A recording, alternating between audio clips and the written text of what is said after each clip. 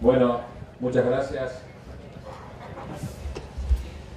Me parece que siempre este tipo de reuniones o estas posibilidades que nos damos los peronistas de juntarnos un rato, aunque más no sea en el intermedio de descanso y descanso, porque también lo merecemos, hablar de política a nadie de nosotros les hace cosquillas, nos gusta hablar de política.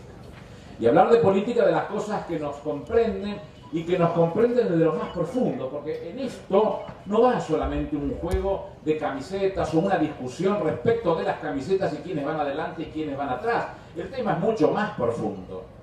Perdón por la autorreferencia, pero que he sido premiado por Dios de acompañarlo a Néstor en la campaña presidencial. Cuando empecé a escucharlo, la primera noche que veníamos de Paraná, me decía, yo no puedo perder, yo voy a ganar, vas a ser ministro, hay que hacer cambiar esto, hay que cambiar esto. Y digo, este tipo está totalmente loco.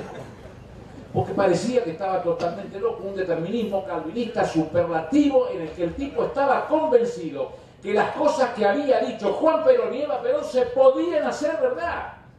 Que se terminaba con un discurso de mencionarlo a Juan Perón y Eva Perón solamente para hacer lo que decía Juan Perón y Eva Perón.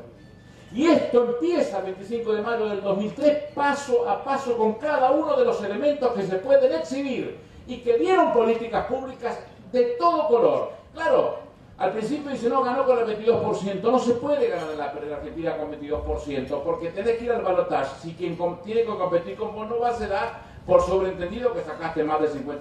Pero si querés tomarlo con el 22%, con ese 22% se hizo base sobre una fuerte discusión política sobre los temas más importantes de los argentinos.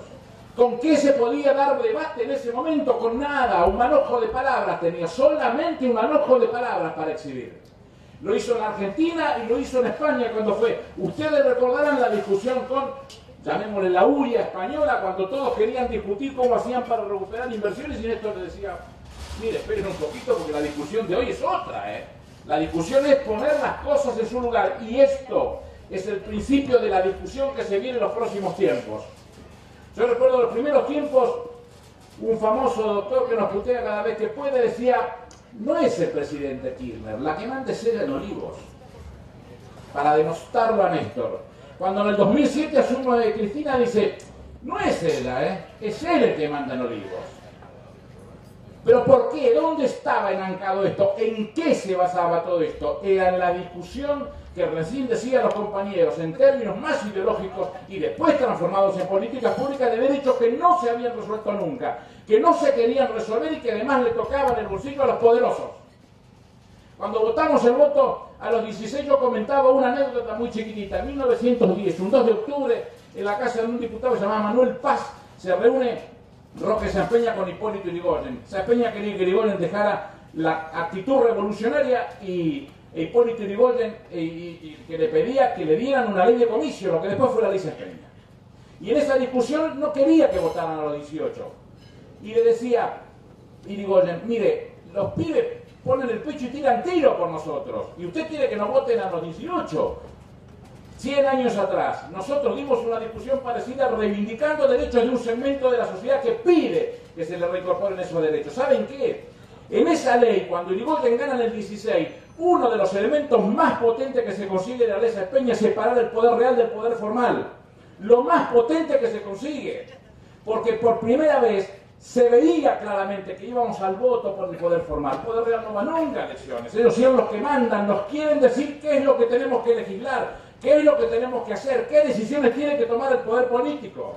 Esto es lo que ha pasado. A Yrigoyen no le fue bien porque tenía 5 ministros que eran terratenientes. El del Interior, el de Economía, el de Agricultura, el de Obras Públicas y el Canciller. Por primera vez se encuentra una separación de verdad entre el poder real y el poder político con Juan Perón. Y la segunda vez con Néstor y con Cristina. Nunca más en Argentina sucedió esto. Nunca más. Cuando comienzan a tomarse decisiones de esta característica, que comprenden a todos los argentinos, pero que le toca el bolsillo al poder real, comienzan las complicaciones. Primero denostando a Néstor, después denostando a Cristina. Cuando Cristina sube, lo primero decía, ella sola no va a poder. Decía una nota de un impresentable en La Nación, sola no va a poder. Después decía el otro, si no se reúne con las fuerzas políticas y acuerda con las fuerzas políticas, no va a poder.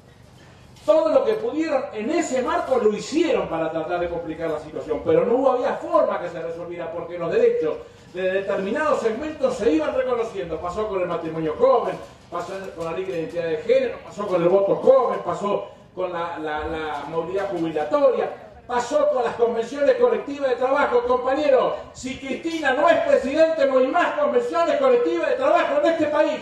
Grábenselo en la cabeza. Por eso van por nosotros. Claro, atrás de eso comienzan un montón de cosas que no se veían y aparecen los pibes, y los pibes se creen un cuco, son lo peor de todo. Los Cámparo, la Güemes, son lo peor que puede haber. Claro, los pibes nunca se quedan quietos a la hora de confrontar con el poder real. El poder político lo quieren tener para confrontar con el poder real.